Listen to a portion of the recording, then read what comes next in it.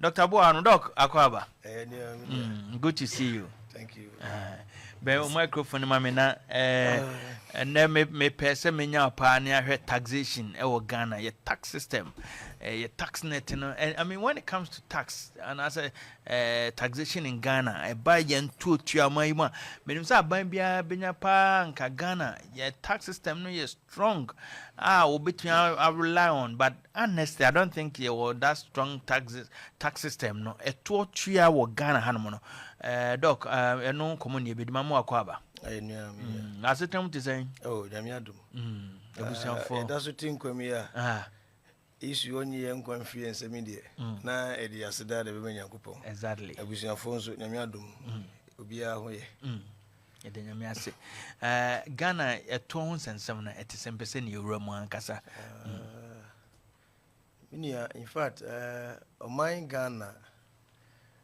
said the debia mekano oko man bia tumpon na omuniema ekoyi a efakese na gina eto a omu ewo pepa se omu betua na omu betua no so no ebetimi di aye adwuma eno eka ho eboa ama oman no etimi tumpon yie pa na oman Ghana yetuo no tua nimu no yehu se ebinumu aye omadwene se se de be ya oman betumpon nti no omo ye oman bapa omo bo omo modern so omo betua yemu binum so no doji ana akoye se nipa dodo na fakase na no ntua to oman mu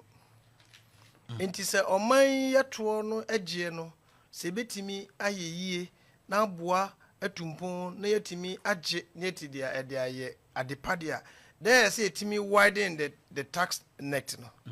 na nuna so beba say e wo say yetimi register everybody obi a oye adwuma bia e say yetimi register no na ehun se oye adwuma na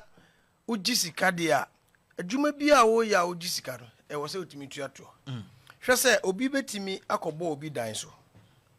obo dan so wache ebia be say 10,000 cedis the oje kra no obi oto office kra e gen tax kra no oji sika na ono no waji sika nya ode gun butum ba say registration system no ye perfect anka onipa na wo tua sika no e wo say ohunu say obeti sa tax no afrim withholding tax obeti afrim ansana ode otua onipa no se ase a yemfa ne se kwantwe mason anaso a carpenter eno abe madwuma eno a charge me be 10,000 Ghana cedis e wasanka the tax component of the 10,000 me tifrim e bi kra na ba be cut 9,000 e bi 600 and 9,500 nankam de no momatua no into ono no there's no way so obeka say won tax because emna chese metimi atia eden efrim na wotin so emna so hye se minkotua na menje certificate mfamre koku no se metie no makotua sana nko say na entisa ya shemra no emra no wo ho a chese nka wo no oye but you see and what is the system no nya adwuma why at the internet is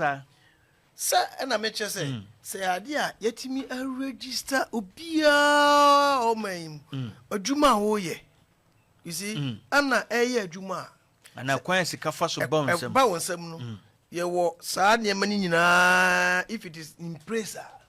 fine onipa no no kobodan so no dim say okobodan so pe 10,000 cedis obe factor in the tax component so onipa no betimi because what be another chapter say nipa na oko ya adwuma no say ankanta se beba yemfa ne se ne 10,000 ene se de matie fo beti enkomana sentiem fa me de figure we me use figure we say kwaku antwi nim se mette na tax a na nyina yeti ase na system ne ya adwuma kwaku ada said ne 10,000 no or the tax na shim and money do 10,000 ebianke 9,500 and that's 9,600 and or the tax na be count na do 10,000 intimate ani kwa se eha no enko ni sikam senye san so dia na kwaku ni free se 10,000 na oje a ohunu se 10,000 no metene tax inti sɛ sa dia on fa tax ne nto so na me so meti ase sɛ kwaku ɛsɛ adwuma obe charge me 10,000 we bia an 11,000 now emu 1,000 ye tax a me kwotene sa 1,000 tax na ha no ne ten inti ranka sa anti ase no ɛwɔ ho yes hwɛ sɛ yɛhwɛ agents a yɛwɔ no ɔman mu obu a ɔmo pedan ahan a de ɔno ne ɔde ne dan han o se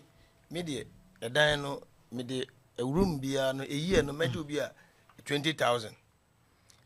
mejo 20,000 no ɔno agent na ɔno nso kɔhwehwɛ dan no ɔno ɔbɛ epe ɔdi animu ama wanya dan no ɔno nso factor in no ɔno nso di bia to so and he said 20,000 obohu o se dan me kɔ ene fie no wura se ɔbɛgye bia 22,000 Oba kaba 22,000 no but under normal circumstances or the 20,000 and every if you run now no commission the watching the atoso yes na tax there no say any panel if you run no tax be no otua and no as an agent no ono so onya income e dey no otua na ehye no we ni nyina na emwa ma your taxing system no entimi enkoyi ye nya sika Oman no say e ade a yetimi we widen your tax network na anka ade betimi nya sika paaye because ko amana no ya omo omo nyina tumpon omo timi ye ndema kese ma yen yakono say ye nyina edwane say anani padodo na edwane say omo kona tax no na eboa ama sa ndema nyina etimi koso